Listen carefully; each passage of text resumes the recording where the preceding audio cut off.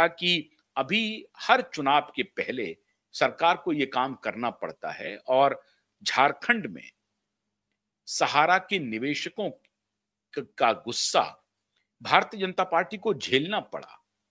1.25 करोड़ लगभग निवेशक अकेले झारखंड से थे और वो सभी वोटर थे और उसमें से आप समझिए 80-90% लोगों ने भारतीय जनता पार्टी के खिलाफ मतदान किया, जिसका असर ये हुआ कि सरकार से बाहर हुई बीजेपी। और अब पहली बार झारखंड का जो मतदान हुआ उसके बाद सरकार को और झारखंड में ही नहीं, लोकसभा चुनाव में उत्तर प्रदेश में सहारा के निवेशकों ने अपनी बात दिखा दी, बीजेपी के खिलाफ मतदान किया, भारतीय जनता पार्टी के खिलाफ मतदान किया और उसका नतीजा भी लोगों ने देखा। तो ये बात भी किसी से छिपी नहीं है। तो चुनाव में सहारा के निवेशक कितने पावरफुल हैं, ये निवेशकों ने अपनी बात बता दी, दिखा दी, अपनी ताकत दिखा दी। और उसके बाद क्यूवाइब नेटवर्क लगातार निवेशकों के साथ खड़ा रहा, निवेशकों के अभियान को चलाता रहा। सहारा प्रबंधन से कभी कोई दुश्मनी नहीं, कभी कोई बैर नहीं।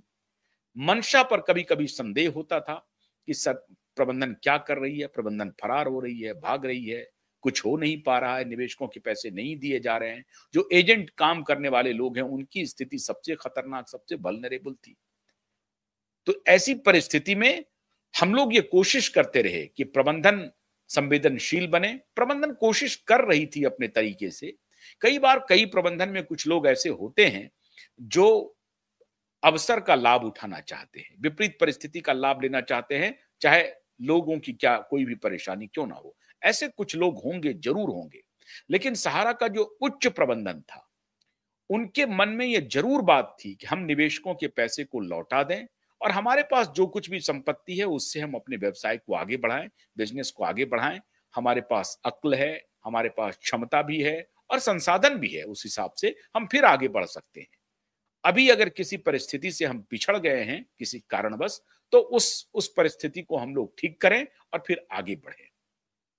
ये बात क्यूवाइब नेटवर्क लगातार सहारा प्रबंधन को अपने कार्यक्रम के माध्यम से, व्यक्तिगत रूप से भी संदेश भेजने की कोशिश की, बातचीत की। उच्च प्रबंधन से जब क्यूवाइब नेटवर्क बातचीत करता था, वो हमेशा यही कहता था कि आप ऐसा करिए कि कुछ भी करके निवेशकों के पैसे को देना शुरू कीजिए, उनके विश्वास को जीतिए और निवेशकों से बातचीत बढ़ाइए।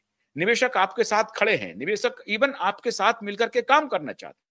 जो एजेंट आज परेशान हैं, अगर आप उनको जोड़ करके उनको कुछ भी आशा की किरण दिखेगी, होप दिखेगा, तो वो आज भी आपके साथ मिलकर काम करने के लिए तैयार हैं। इतना तक हम लोग कहते थे प्रबंधन के साथ। और आखिरकार जो बात क्यूवाइब नेटवर्क ने बताई, आज उस सारी बात को सहारा प्रबंधन ने स्वीकार किया और लिखित रूप में स्वीकार किया। मित्रों, सहारा प्रबंधन ने 6 सितंबर 2025 को एक पेपर सबमिट किया है सुप्रीम कोर्ट में और वो जो पेपर है उसमें मांग की गई है कि अदालत हमें कुछ रिलीफ दे। रिलीफ क्या दे साहब?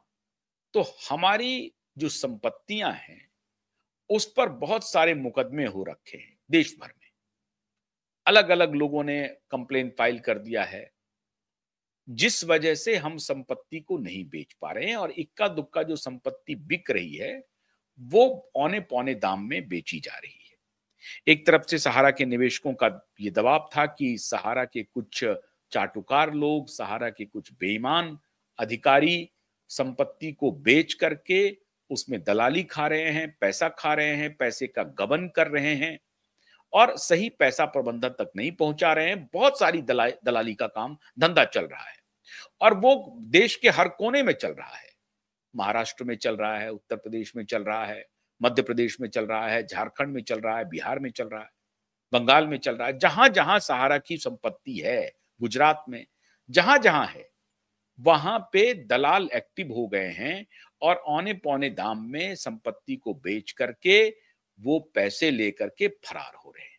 ये आरोप निवेशक लगा रहे थे, सहारा के एजेंट लगा रहे थे, जिसको फील्ड वर्कर कहते हैं, वो लगा रहे थे और इससे परेशानी फील्ड वर्करों की हो रही थी और निवेशकों की हो रही थी। साथ ही साथ प्रबंधन का भी नुकसान हो रहा था। तो प्रबंधन ने अंततः वही तय किया जिसकी राय क्यूबाइब नेटवर्क ने दी थी। प्रबंधन ने कहा था प्रबंधन को क्यूबाइब नेटवर्क ने कहा कि आप बड़े जो कॉरपोरेट घराने हैं उनसे बातचीत शुरू कीजिए। एक मुश्त सहारा की जितनी संपत्ति है, अगर आप कहते हैं कि आपकी देनदारी से अधिक आपके पास संपत्ति का वैल्यूएशन है, उससे अधिक की संपत्ति है जिसको आप बेच करके आप अपनी देनदारी से निवृत्त हो सकते हैं, तो आप वो काम कर लीजिए। आखिर में सहारा ने वही किया। 6 सितंबर को सुप्रीम कोर्ट में एक एक पेपर सबमिट किया।